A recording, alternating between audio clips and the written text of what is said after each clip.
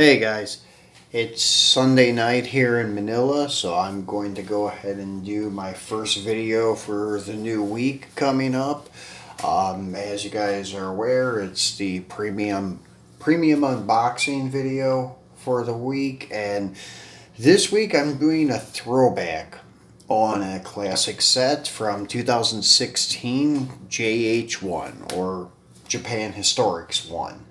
And at that time, nobody knew it was one because nobody knew that it was going to be such a huge hit, which I guess you could have assumed because being Japanese cars and the madness of imports in the US and pretty much everywhere else, especially here in Asia, obviously.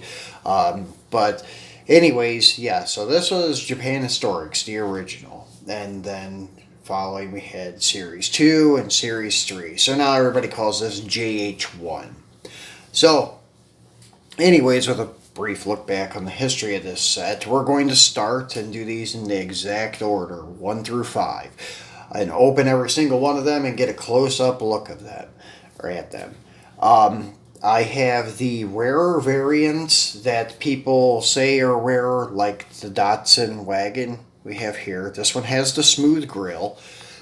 To me, it looks semi-smooth. It doesn't have like a very defined mesh look to it, and it looks pretty smooth, but when you put it in certain light, it kind of looks a little textured, so I think they just went a little heavy with the paint. And I know a lot of people assume that with the smooth grille Datsuns, but I've done a couple customs of these cars way back when they first came out. And they actually do have smooth grille casting. If you strip all the paint off of one, the grille, there is no mesh. It's smooth. So that's the one way of finding out. Because at first when I seen it, I always thought it was just that they went a little thick with the paint on the front end. And that was it. But no, there's actually two different castings. One that has no mesh at all and one that is solid die cast. Or one that is meshed and one that has solid die cast. Sorry, I kind of messed up that description. But anyways, this one I think is one that is heavy on the paint. So I know some people call it like semi-smooth, and really I don't buy that. I know there's smooth grille and then mesh grille, and that's it. Some of them, they went a little heavy on the paint, and there's nothing special about that in my opinion. So anyways, this is number 1 in the series, and this was, I think, one of the first cars with this Advan livery on it. I think this is the first time it was used. So yeah, this paint job and this series has kind of went off the charts with popularity. The Datsun 510 Wagon was already off the charts in popularity, so everybody loved this casting. So this is the most popular and valuable casting of the set. Then you see here, there's the 5 cars in the set. The Ken Mary 2000 GTR, the Hako Skyline, and that should say 2000 GTR, not GTX. The GTX is like the Matchbox casting that has the half wheel opening. No GTX ever had radiused wheel openings with the flares. That's part of the GTR package, was to radius the rear wheel openings and put flares on the front and rear, so they kind of messed up on this one. I know the original, the first GTR, was a 4-door sedan that was released at the Tokyo Auto Show in '68, and then by, I think it was '69, the summer of '69, they came out with the 2-door coupe GTR. So this has always been a GTR with the radiused wheel openings. And then they have the Toyota 2000 GT, and then the Mazda RX3. This was the first appearance for this casting in this series, so pretty cool car.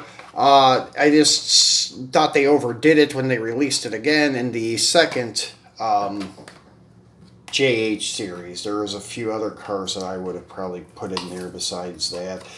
But anyways, it's a cool car. So this one I'm trying to save the cards because I will put these back in the package and hang them on my wall, put them maybe not in protectives, but just tape it shut. So sometimes I try to do that. Like you seen on the Fast and Furious ones I did last week, I was not able to do that because they use some heavy duty glue on those ones. The JH1 is actually the one that these problems like blister things occurred, so they started doing these like heavy duty glue and things like that. And I'll tell you something else with these that make it a little bit unique compared to other car culture stuff. So here she is out of the package with the 4 spokes in black. This is the first time these wheels appeared too in this series, these 4 stars, which actually I really like them. The die cast, the 164s, look much better than what they do in person. But in person, depending on the brand and things, they look pretty good depending on the offset too. But on the Hot Wheels, the 164 scale ones, they look fantastic. I really dig these wheels. So these are the black ones with the red lip. And then there is your grille. As you can see, it does look smooth in some lighting. Like it looks really smooth in that area, but let me see. And then, well, kind of hard to get the right lighting and things like that. But yeah, in the video it looks smooth, but yeah, it is kind of textured.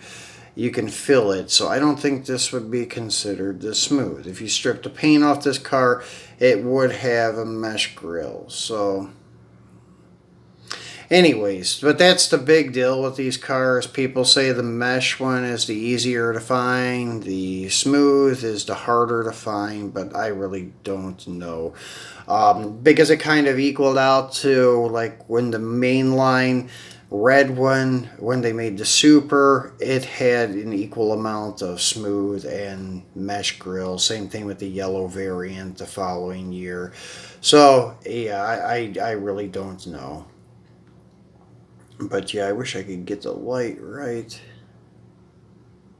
Yeah, you guys maybe can see it there a little bit. But anyways, some people, like if you left this in the package and held it in not such good lighting, you probably could pass this off as a fully smooth grill, but to me it's not.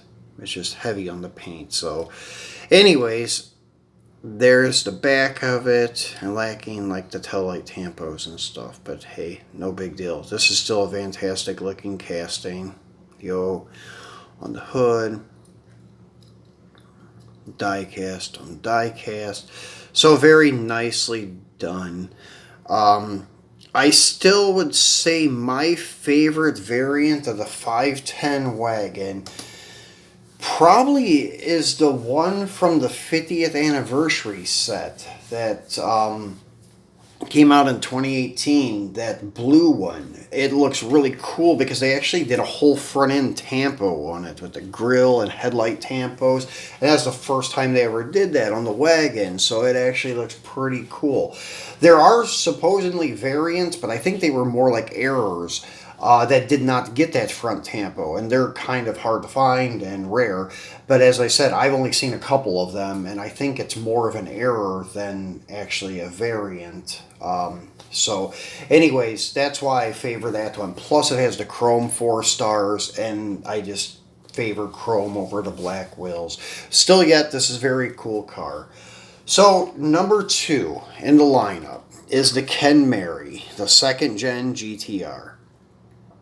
So this car, it's one thing with Japanese cars, you never see them put a year like in the American cars. I guess because they produce the same car repetitively for like 3 and 4 years. Although America's guilty of doing that too, but they do change some stuff up. I don't know if they changed anything up, but like the GTR, well, not GTR, but say the KBG C10, which is the Hako. And then it actually was produced from 69 to 72. And then in 73, they started this one. And I think this one ran until about 75. And then they went to like the non GTRs. So like there were no GTR models for the KPG C210.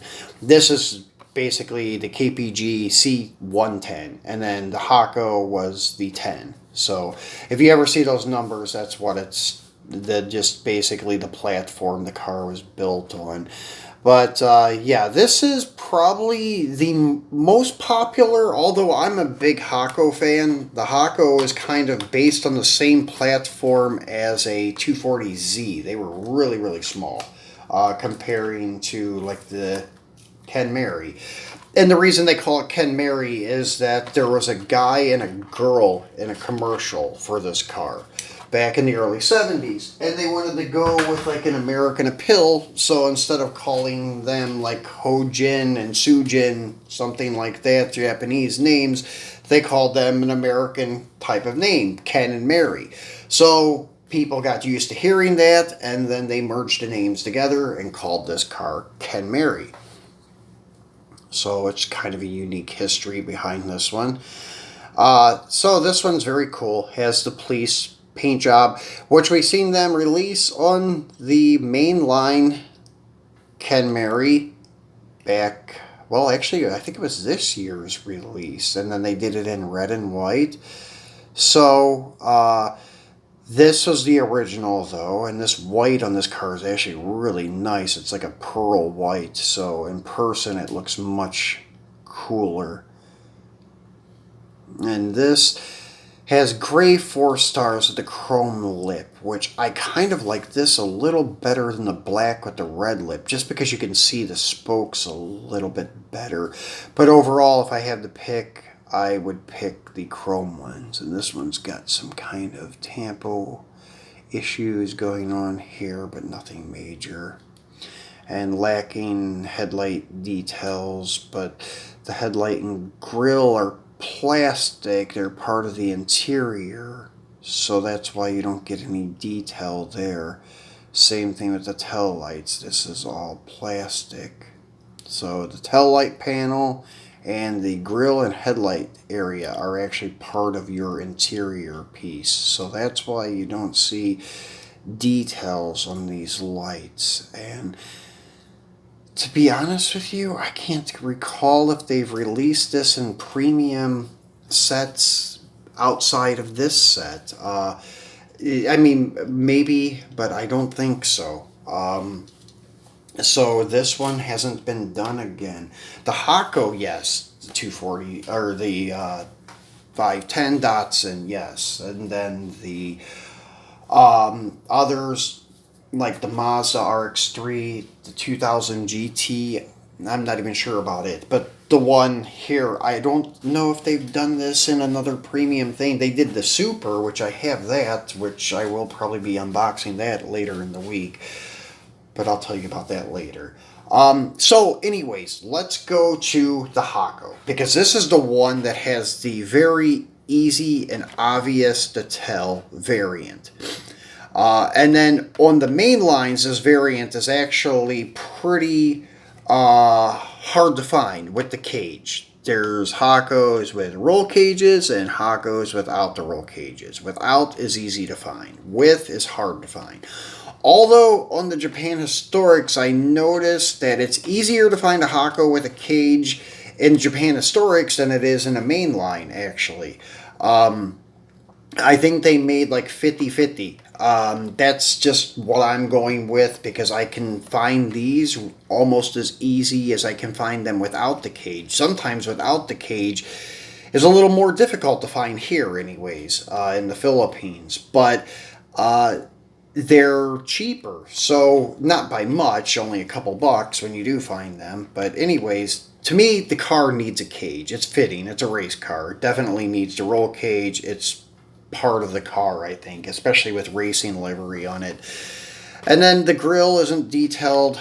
Neither is the tail light panel, which I really wish they would have done that. That's the reason why I really like the Team Transporter one, and I really need to get that car again. That's actually one that I have never heard of, having the roll cage and no cage variant. All of them have no cage as far as I know. Nobody's pointed that out yet with the Team Transporter. I think they all are running no cage. So actually, it's got a very, very nicely detailed front end though. The headlight covers are red, the transmission cooler or intercooler lines are painted. Very nicely done on the Team Transporter. This is a very nicely done car too, but as I said, it would have been much better to have like tail light tampos and headlight tampos and such. Not sure if the Team Transporter has tail light tampos. I have not seen one out of the package in person, or if I did, I don't remember. But the front end is very nicely detailed on it. That's why I want to get that car. And then the red stripes, same exact paint job, same exact setup, but it's red and white instead of blue and white. So this is a very nice car. This is my favorite JDM car. Big fan of this platform, the little tiny guy. As I said, he's no bigger than a 240Z in person. Same type of chassis setup. Actually the same engine and everything. So this is a very cool car, a very rare car, very valuable car in the JDM market. So this is like my dream JDM car. So that's why I kind of know a little bit about these earlier GTRs, but not too much. Not like a Mopar or anything. I can't tell you the exact liter of the engine and things like that that was in this car. I just know it was like an inline 6, but besides that, I couldn't tell you anything about it, that it was naturally aspirated, it wasn't turboed back then. I can tell you those type of things, and then a little bit of the manufacturing history, but that's about as deep as I go with the JDM stuff.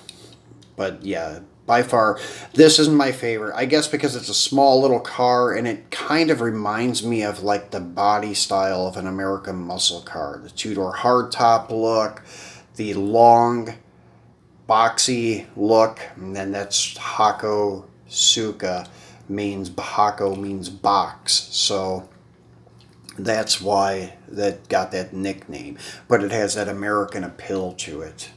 So I really dig this car. So, number 4, the Toyota 2000 GT. And this is a cool variant. Actually, I think my favorite variant of this car is the Super Treasure Hunt from, I think it was 2014. It was red with the black stripes on it. It was very sweet looking Super Treasure Hunt. But this is nice too. This is the first time the car was done in a premium series with rubber tires and such. But after that, I mean, they did have ones like for RLC and things, but this is the first time for retail premium. And the yellow color coordinated Watanabe style 10-spoke wheels are very cool too. Looks very nice. Actually, that would look good on a lot of cars. They don't do that too often. This actually looks really cool with the yellow centered 10-spoke Watanabes. Now this green tampo on the hood, I'm not sure what the deal of this is, but it looks strange because it even has like a texture to it. It's all of them are like this because I've had a couple of these in my hands before and looking at them, and I always wondered, why does it have that texture to it? It's just very strange. There must be some reason, but I don't know. So, very cool car. Probably one of the nicer looking Toyotas from the early 70s, late 60s.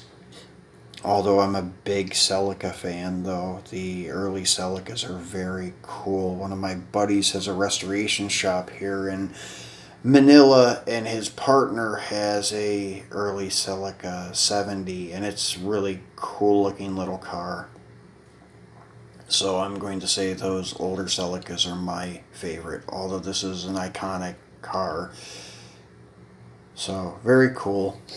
So let's get the last one out. and that would be your Mazda RX3. And this, as I said, the first time this car is appearing, and they did a very nice job on it. The wide body, the chrome 4 stars, which is very cool looking on this car. The candy purple, or whatever you want to call it. I don't know if I would call it candy or not, but it looks really good on this car. Oops. Throwing the packages to the couch, sometimes I miss. I would never do that with the car in it, but of course we get to get rid of the empty packs. But anyways, here's your Mazda RX3. The first of the casting. And it's very cool casting. Very racy looking with the big front valence panel. Front spoiler, whatever you want to call it. Reminds me of a Trans Am series car, like the Penske, or not the Penske, but the Posey Challenger from Vintage Racing has that huge spoiler on the front too. Got the bigger spoiler on the back, the wide body, flares, very cool looking car. And like I said, I really like this paint job on it. It's got the cage in it. I don't know if they have any variants of this car with or without the cage. Really like the front end look of these cars with the grill and the double headlights. It kind of reminds me of like a Holden in a way. An older early 70s Holden. Very cool car. I do like these a lot. But as I said, if I had to pick one, I would pick the Hako as my favorite of the set. And this one, I don't know why they didn't do headlight or tail light tampos. They should have, being a premium car and being all die-cast. The Ken Mary, as I said, I can kind of justify why it doesn't have it, because it's plastic grill and plastic tail panels, so I'm not sure they can put tampos on that, how they assemble the cars or not. But the other ones, there's really no excuse for it. And even the Toyota 2000 doesn't have tail light tampos, which it could have had, but they lacked on that too. So that's the downside of JH1, in my opinion, is lack of front and rear tampos. So this is a close-up look at these guys, and as I said, you do have variants here, Hako with and without the cage, and then the Datsun with the smooth grill and with mesh grill. And some people say like mine is a variant too, but I don't know. And as I said, mine, even in the certain lighting, it looks like a full smooth grill. That's why I was saying this at the beginning, that I had the rare smooth grill variant, but it's hard to get it to focus. But anyways, this is, to me, still a little bit of a mesh grill, but it may be the lighting, but it does feel like it. If you run your fingernail on it, you can kind of feel the mesh to it, and I swear in certain lighting you can see it too. But anyways, enough on that. So I hope you enjoyed this unboxing and a look back on JH1, what started the whole craze and things, and I have a feeling that's what kicked off all the Fast and Furious premium sets too, because people went crazy over this and screamed for more JDM cars. So that's, I think, the start of like all of our premium JDM stuff. We had JDM stuff before this, but it was just mainline stuff. This, I think, is what started the whole craze for the premium retail stuff. So guys, on Wednesday for my premium, or not premium, but my Chase unboxing, I'm going to do something I've only done once before, super treasure hunts. And the one I did before was only on a Demon, and this has been months back when I first started. One of the first months I was doing videos, maybe back in February. So on Wednesday, I'll probably do like 3 or 4 supers, various supers from various years. So make sure you tune back in for that. One of them will be the Ken Mary. So we'll be unboxing him and taking a look at him. And actually, that Super is one of my favorite JDM Supers. I absolutely love that car. It's beautiful blue and such. So we'll be unboxing that on Wednesday. Probably it'll be uploaded by Tuesday afternoon stateside. But like this one will be probably uploaded by Sunday afternoon state time, at least Pacific state time. Well, it's Pacific Standard Time, but I say state time since I'm here in Asia right now. So anyways, guys, if you haven't subscribed yet, please do so.